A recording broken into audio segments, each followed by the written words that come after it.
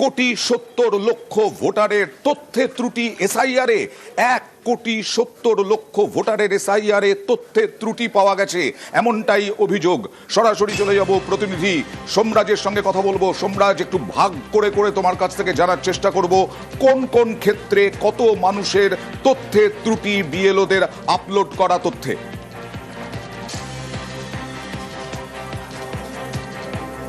দেখো, জাতীয় নির্বাচন কমিশনের তরফে মোট 7টি পর্যায়ে ভাগ করা হয়েছে এই ডেটায় ত্রুটির ক্ষেত্রে। যেখানে প্রথমেই যেটা দেখা হচ্ছে সেটা দেখা যাচ্ছে যে 2000 ভোটার তালিকায় একই ব্যক্তি 6 জন বা তার বেশি ব্যক্তির দাদু ঠাকুমা বা দাদা মশাই, দিদি মশাই বা দিদিমাকে দেখিয়েছেন। এই সংখ্যাটা হচ্ছে 24,21,033 জন, যারা এসআইআর ফর্মে 2002 এর ভোটার তালিকায় একই ব্যক্তিকে 6 জন বা তার বেশি ব্যক্তি হিসেবে দাদু ঠাকুমা দেখিয়েছেন।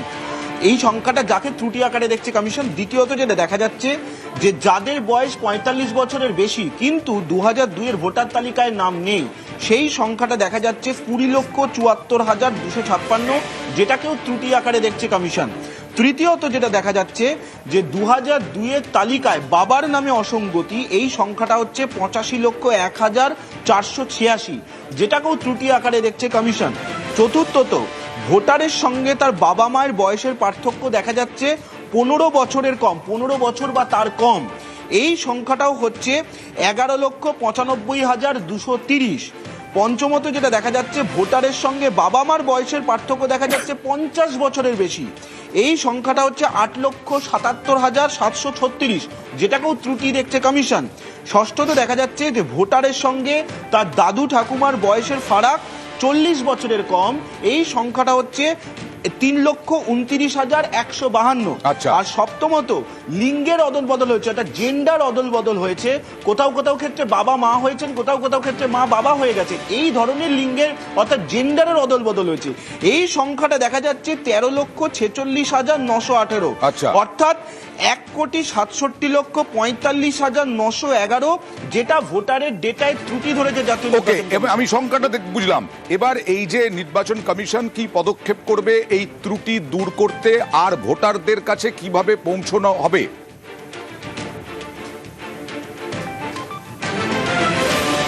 দেখো, প্রথমত এই যে ত্রুটি যেটা দেখা যাচ্ছে, সেই ত্রুটি 3টি কারণে হতে পারে বলে কমিশন মনে করছে।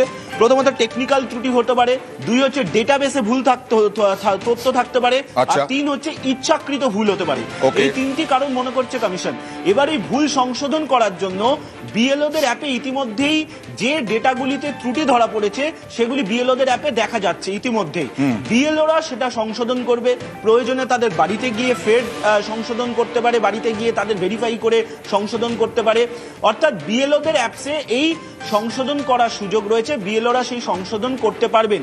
কিন্তু সংশোধন করার সঙ্গে সঙ্গে তাদের প্রয়োজনীয় বিষয়ে উল্লেখ করতে হবে যে কোন জায়গায় তারা সংশোধন করলেন, কেন তারা সংশোধন করলেন, সেটা উল্লেখ করতে হবে। এই যে 1,67,00,000-এরও বেশি যে ডেটায় ত্রুটি ধরা পড়েছে। প্রথমত তোমাকে জানিয়ে রাখি, ইতিমধ্যেই বিএলওদের অ্যাপে এই ত্রুটিগুলি দেখা যাচ্ছে। তারা আপাতত এই কাজ চালিয়ে যেতে পারবে বিএলও অ্যাপে, অর্থাৎ এর জন্য কোনো ডেডলাইন আপাতত নেই। তার কারণ হিয়ারিং প্রক্রিয়া শুরু হবে 16ই ডিসেম্বরের পর থেকে। 16ই ডিসেম্বরের পর থেকে চিঠি যাবে, তারপর হিয়ারিং প্রক্রিয়া শুরু হবে। ফলত কমিশন বলছে যে এই যে ডেটায় যে ত্রুটি যে সংশোধন, এই সংশোধন করার সময় আপাতত বিএলওদের কাছে আছে। কিন্তু যাদের সংশোধন হবে না বা যাদের এই ত্রুটিগুলো থেকে যাবে, তাদের কিন্তু হিয়ারিং এর জন্য ডাকবে কমিশন। তেমনটাই কমিশন। তার মানে বিএলওদের আবার বাড়ি বাড়ি যেতে হবে, বাড়ি বাড়ি গিয়ে ত্রুটি সংশোধনের উদ্যোগ নিতে হবে, এবং তাতে কোনো ডেডলাইন নেই। এবং তারপরেও যাদের ত্রুটি থাকবে, অর্থাৎ 1,67,00,000 কয়েক হাজার যে ভোটার, তাদের ত্রুটি তথ্যে, সেই তথ্যে ত্রুটি যাদের থেকেই যাবে তাদের এবার শুনানিতে বা হিয়ারিংয়ে ডাকা হবে। আর এরপরে কি তথ্য দেব? এরপরের তথ্য হচ্ছে বাদ পড়তে চলেছেন 58 লক্ষ ভোটার। সোমরাজের কাছে যাব। সোমরাজ,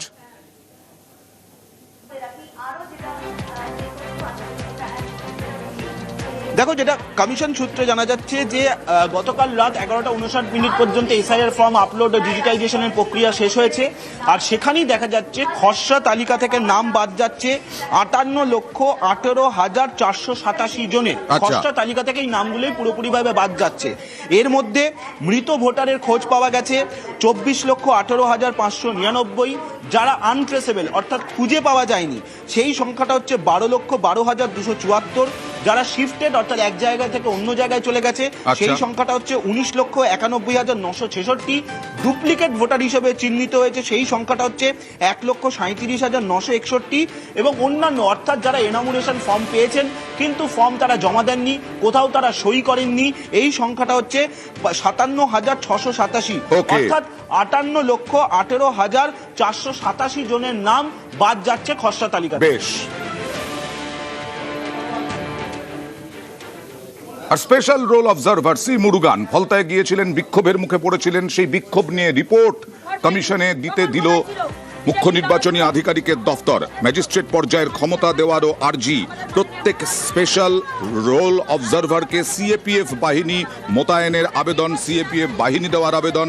গতকাল ফলতায় এসআরওকে ঘিরে বিক্ষোভ, কেন্দ্রীয় বঞ্চনার অভিযোগে মহিলাদের বিক্ষোভ। ফলতার ঘটনা কমিশনে জানান সি মুরুগান। জাতীয় নির্বাচন কমিশনে রিপোর্ট পাঠান এসআরও সুব্রত গুপ্ত। এখানে সোমরাজের সঙ্গে কথা বলবো যে এখানে কাদের বিরুদ্ধে ব্যবস্থা নেবেন? বিক্ষোভ তো দেখিয়েছেন মহিলারা।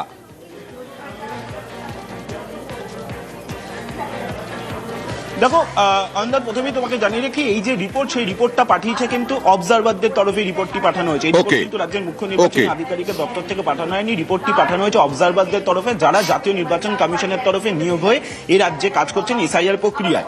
এবার যে অবজারভারদের তরফে যে রিপোর্টটি পাঠানো হয়েছে সেখানে অবশ্যই বলা হচ্ছে যে প্রত্যেক যারা ইলেকটোরাল রোল অবজারভার হিসেবে কাজ করছেন তাদেরকে কেন্দ্রীয় বাহিনী দেওয়ার পাশাপাশি তাদেরকে যাতে ম্যাজিস্ট্রেট পর্যায়ের ক্ষমতা দেওয়া হয়। তার কারণ সেক্ষেত্রে তারা মনে করছেন যে এসআইআর প্রক্রিয়ার যে কাজ তারা করছেন বিভিন্ন এলাকায় এলাকায় গিয়ে সেখানে তাদের ম্যাজিস্ট্রেট পর্যায়ের ক্ষমতা না দিলে তারা কিন্তু সেই কাজ তুলনামূলকভাবে সহজভাবে করতে পারছেন না। এছাড়াও তাদের তরফে যেটা বলা হয়েছে জাতীয় নির্বাচন কমিশনকে যাতে এই যে তারা রিপোর্টটি দিচ্ছেন গতকাল ফলতার ঘটনার প্রেক্ষিতে। ধন্যবাদ।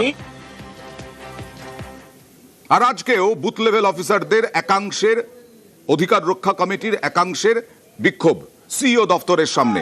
মুখ্য নির্বাচনী আধিকারিকের অফিসে ঢোকার চেষ্টা, পুলিশ ব্যারিকেড দিয়ে বাধা দিলে পুলিশের সঙ্গে ধস্তাধস্তি, ব্যারিকেড ভাঙার চেষ্টা বিএলও অধিকার রক্ষা মঞ্চে।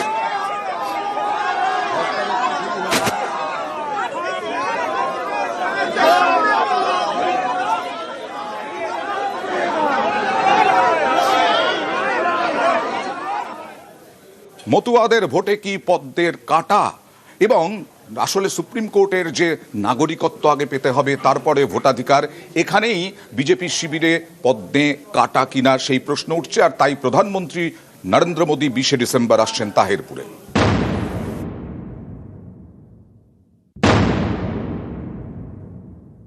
কেন আমাদের গরিব মানুষ এবং মতুয়া মানুষকে বাংলাদেশি বলে এবং মুসলমান বলে চিহ্নিত করা হলো? এটা বিজেপি রাজনৈতিক মনোভাবে চলেছে।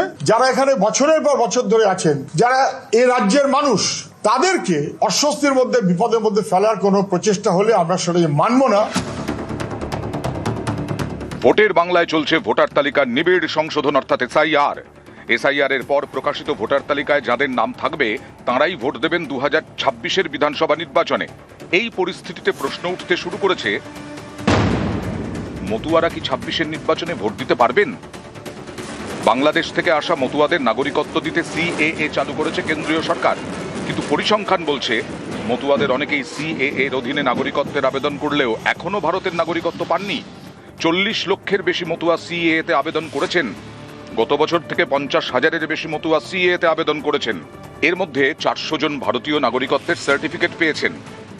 অর্থাৎ অনেকেই আবেদন করেছেন কিন্তু ঝুলে রয়েছে, নাগরিকত্ব এখনো পাননি। এরই মাঝে মতুয়াদের উদ্বেগ বেড়েছে সুপ্রিম কোর্টের মন্তব্যে। শীর্ষ আদালত জানিয়ে দিয়েছে আগে নাগরিকত্ব পেতে হবে, তারপরেই ভোটারের মর্যাদা মিলবে। এ রাজ্যে অনেক আসনেই মতুয়াদের ভোট বড় ফ্যাক্টর, তাই সবারই নজর মতুয়াদের দিকে। এই কার্ডটা কারা কারা কিনেছেন হাত তুলুন তো 100 টাকা করে। এখানে তো আপনি বাংলাদেশের নাগরিক লিখে দিচ্ছেন, আর লিখে দিচ্ছেন 2002 ম্যাপিং করছেন SIR-এ আর লিখে সার্টিফিকেটটা দিচ্ছেন 2025 সালে। তার মানে আপনাদের প্রমাণ করে দিচ্ছে যে আপনারা বাংলাদেশ, আপনাদের চিট করছে, প্রতারিত করছে। প্রথমে মমতা বন্দ্যোপাধ্যায়, এবার সিপিআইএম। মতুয়ারা যাতে ভোটাধিকার থেকে বঞ্চিত না হন তার জন্য উদ্যোগী হলো সিপিআইএম। শুক্রবার রাজ্যের মুখ্য নির্বাচনী আধিকারিকের দফতরে গিয়ে ডেপুটেশন জমা দেন সিপিআইএম নেতা সুজন চক্রবর্তী। 1,20,00,000 রোহিঙ্গা এবং বাংলাদেশি মুসলমান এই নামের তালিকা দিক বিজেপি। কেন আমাদের গরিব মানুষ এবং মতুয়া মানুষকে বাংলাদেশি বলে এবং মুসলমান বলে চিহ্নিত করা হলো? কেন তাদেরকে রোহিঙ্গা বলে চিহ্নিত করা হলো? কে করতে বলেছিল? এটা বিজেপি রাজনৈতিক মনোভাবে চলেছে। এর আগে মতুয়াদের পাশে দাঁড়ানোর বার্তা দিয়ে পথে নেমেছে কংগ্রেসও। মতুয়া ইস্যুতে তৃণমূল, সিপিআইএম, কংগ্রেস 3 দলের নিশানায় বিজেপি। যারা এখানে বছরের পর বছর ধরে আছেন, 25, 30, 40, 50 বছর, যারা এই রাজ্যের মানুষ, তাদেরকে অস্বস্তির মধ্যে, বিপদের মধ্যে ফেলার কোনো প্রচেষ্টা হলে আমরা সেটা মানব না। কেন্দ্রীয় সরকার যে আইন করেছে তাতে 2014 সালের 31শে ডিসেম্বর পর্যন্ত যারা আসবেন তারা ডিমড সিটিজেন। যারা ডিমড সিটিজেন 14 আগে এসেছেন, ভোট দিয়েছেন, তাহলে কোন যুক্তিতে তারা ভোটার এই অধিকার থেকে বঞ্চিত হবেন? কারণ নাগরিকত্ব যাদের দেখার তারা দেখুন, কিন্তু যে মানুষ 24-এ ভোট দিয়েছেন, 21-এ ভোট দিয়েছেন, 19-এ ভোট দিয়েছেন, 14 আগে ভোট দিয়েছেন, তাদের কাগজের বিড়ম্বনায় ফেলা যাবে না। এদের নিঃশর্তভাবেই ভোটার তালিকায় নাম রাখাটা জরুরি। মতুয়া সহ সমস্ত বাংলাদেশি নিপীড়িত হিন্দু উদ্বাস্তু যারা ধর্মীয় কারণে ওখানে মুসলমানদের কাছে মার খেয়ে এবারে পালিয়ে এসেছেন, তারা সবাই এদেশের নাগরিকত্ব পাবেন, এদেশের ভোটার হবে। একথা আমরা বুক ঠুকে বলেছি এবং বুক ঠুকে বলবো। নিউজ 18 বাংলা। মতুয়া ভোটে পদ্মে কাটা কিনা সেই প্রশ্নেই রানাঘাটে আসছেন 20শে ডিসেম্বর প্রধানমন্ত্রী নরেন্দ্র মোদী। আসলে কি ড্যামেজ কন্ট্রোলে, এই প্রশ্ন উঠছে।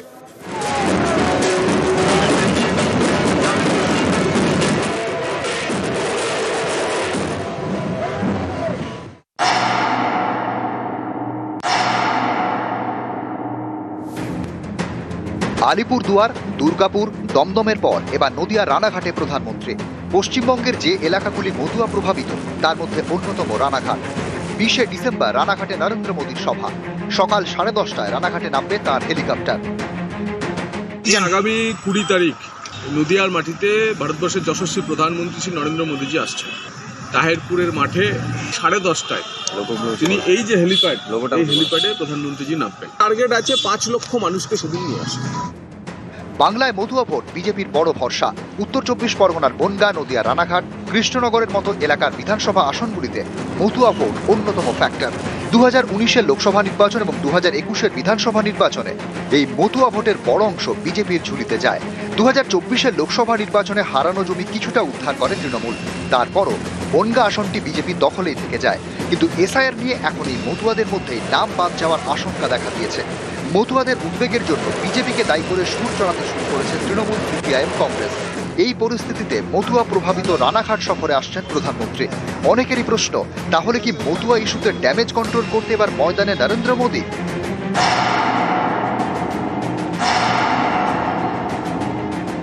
আসলে মমতাদি তো ওখানে বনগাঁয় মিটিং ফিটিং করে এসছে, জানেন, প্রচুর মতুয়ারা ছিলেন, উপস্থিত ছিলেন, এবং দিদি তো মোটামুটি অ্যাসিওর করেছে মতুয়াদের যে সবাইকার ভোটার নাম থাকবে, এখন সেই ভোটগুলো চলে আসবে তৃণমূলে।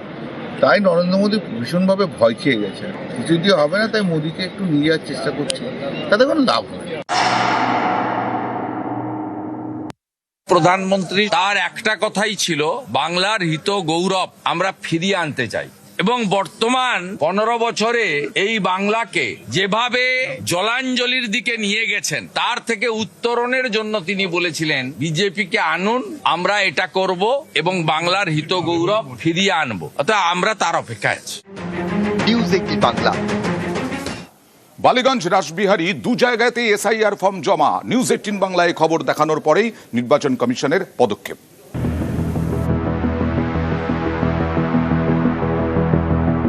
সাবা আহমেদ একই সঙ্গে বালিগঞ্জ এবং রাসবিহারী 2 জায়গায় তার নামে এসআইআর ফর্ম।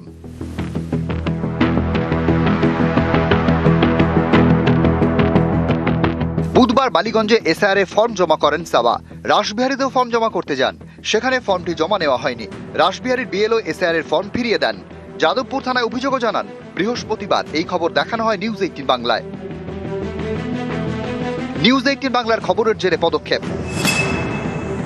বৃহস্পতিবার রাতেই বালিগঞ্জে জমা করা সাবা আহমেদের ফর্ম বাতিলের নির্দেশ দেয় নির্বাচন কমিশন। কমিশনের নির্দেশে সাবা আহমেদের ফর্ম বাতিল করে দিয়েছেন বালিগঞ্জের বিএলও।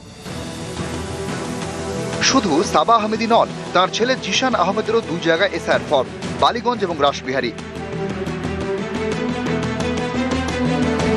বুধবার বালিগঞ্জে নিজের সঙ্গে ছেলের এসআইআর ফর্ম জমা করেন সাবা। পরে ছেলের এবং নিজের ফর্ম জমা করতে যান রাসবিহারীতে। বিএলও জানতে পারেন সাবার মতো তার ছেলেরও 2 জায়গায় ফর্ম রয়েছে। রাসবিহারীর বিএলওর অভিযোগ, তিনি ফর্ম দুটি ফিরিয়ে দিতে তার সঙ্গে দুর্ব্যবহার করেন সাবা। উনি সাউথ সিটি 259 পার্টের ভোটার, ডকুমেন্ট শো করতে গিয়ে তখন ভীষণ মিসবিহেভ করেন, ফর্মাল ডকুমেন্টস দিতে চাইছিলেন না, বাজে ব্যবহার করছিলেন। তারপর আবার দেখা যায় যে উনি অন্য আরেক জায়গাতেও অ্যাপ্লাই করেন। অভিযোগ জমা দিয়েছেন কি? লিখিত সমস্ত দেওয়া হয়। শুধু ফর্ম জমা করতে গিয়েছিলাম প্রথম দিন ওনার কাছে, আজকে 10-12 দিন আগে। वो अपना पावर दिखा रहा था गलत जगह। উনি ওনাকে গালিগালাজ করেছেন বলছে। বলতে না, গালি শোনা কাজ করেছে নাকি? ওরা হ্যারাস করছে, আমার কাগজটা নিল না। নির্বাচন কমিশনের নির্দেশ, বৃহস্পতিবারই সাবা আহমেদ এবং তার ছেলে জিশানের বালিগঞ্জে এসআইআর ফর্ম বাতিল করা হয়। তাদের শুনানিতে ডাকা হবে বলে জানিয়েছে commission. Sudipta Sen, news 18 Bangla. SIR করতে গিয়ে কত রকমের কীর্তি, শ্বশুর শাশুড়ি ভারতীয় কিনা তা নিয়ে প্রশ্ন, ছেলে বাংলাদেশি, বউ আবার মায়ানমারের। এই নিয়ে কাকদ্বীপের ঘটনা নিয়ে তুঙ্গে তর্জা।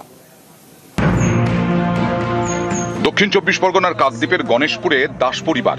অভিযোগ, এই পরিবারের ছেলে বাংলাদেশি আর ছেলের বউ মায়ানমারের। কি নাম আপনার? কৃষ্ণা দাস। আচ্ছা, কবে এসেছেন আপনি? সবে আছে 2 মাস, 2 মাস আগে এসেছে। আপনার আধার কার্ড আছে? আধার কার্ড তুলে দিলাম, আমি নতুন আইলাম বাংলাদেশ থেকে। আর কে এসছে? আর আমার বর আর আমার শ্বশুর আছে, কাকা শ্বশুর সঙ্গে আম হরস এখানে সুবিধা নেই। কোথায় থাকতেন বাংলাদেশে? বাংলাদেশ মানে বর্মা, এখানে বর্মা। হ্যাঁ, বর্মা। একসময় বার্মা, এখন মায়ানমার। সেখান থেকে কোন পথে ভারতে? মায়ানমারের সঙ্গে সীমান্ত রয়েছে ভারতের মিজোরাম সহ উত্তর পূর্বের একাধিক রাজ্যের। কাকদ্বীপের দাস পরিবারের দাবি, মায়ানমার থেকে মিজোরাম হয়ে ভারতে ঢুকেছেন ছেলে ও ছেলের বউ, সেখান থেকে কাকদ্বীপে। আপনার যে বৌমা, উনি কতদিন এসছে?